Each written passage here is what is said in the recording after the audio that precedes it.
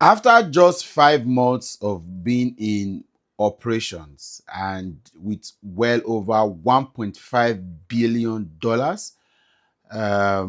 as at now, the current exchange rate, that is well over 2.3, almost 2.4 trillion naira in approximation.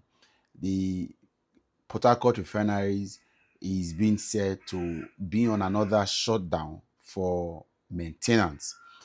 And it will be recalled that since 2021, led by Muhammadu Buhari's government, the Port Harcourt refinery has been in rehabilitation and revamping.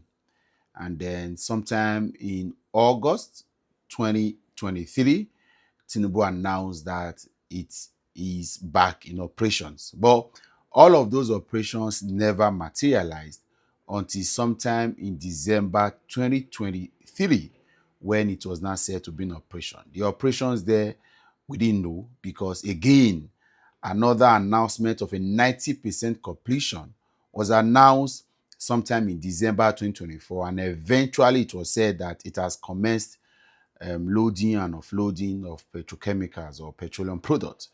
Many Nigerians who were key stakeholders went on to announcing that with what they have seen, heard, observed, and monitored of the refineries, it's looking like there is so much shady deeds happening there, and that it is almost like one tanker per day, that the Maribond refineries seems to have been forced to kickstart with a lot of the equipment, tools, and all of the things there seems not to be in consonant with realities of what a refinery should be.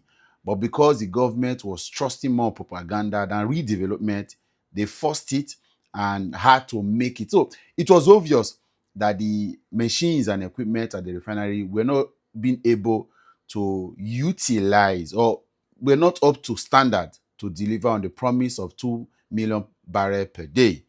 But the government shut the voices down, and we heard that there were some arrests and some threats from various corners, and including, if you don't forget, that was when a march or a protest march was organized against Arise TV and some other stakeholders who kept proning into what was happening in the refineries.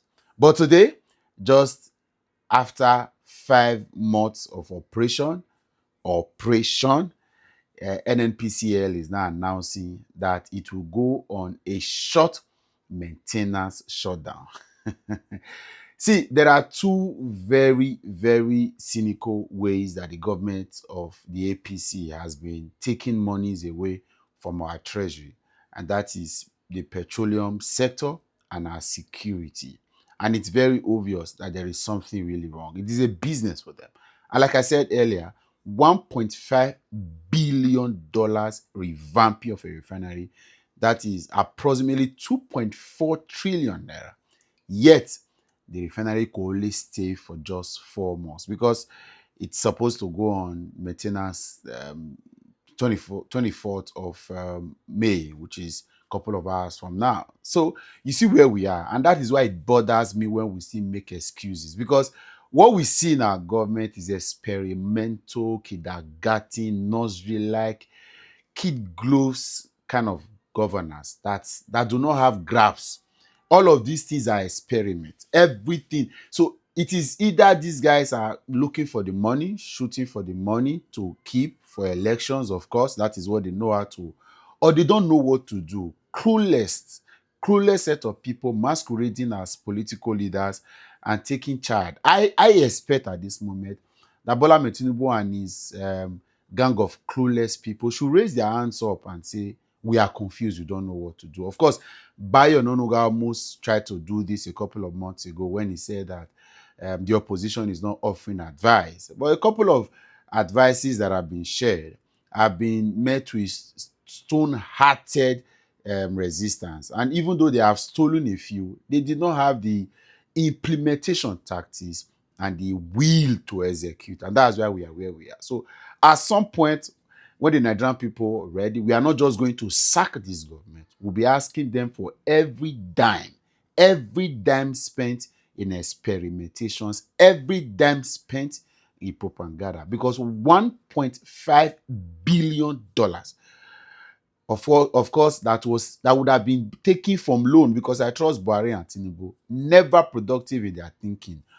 Borrowed money that this country and generations yet unborn may have to pay back, has been used in experimental circumstances that, if we are a serious country, somebody will be going in for it. Again, like I said, we'll continue to put our hearts together.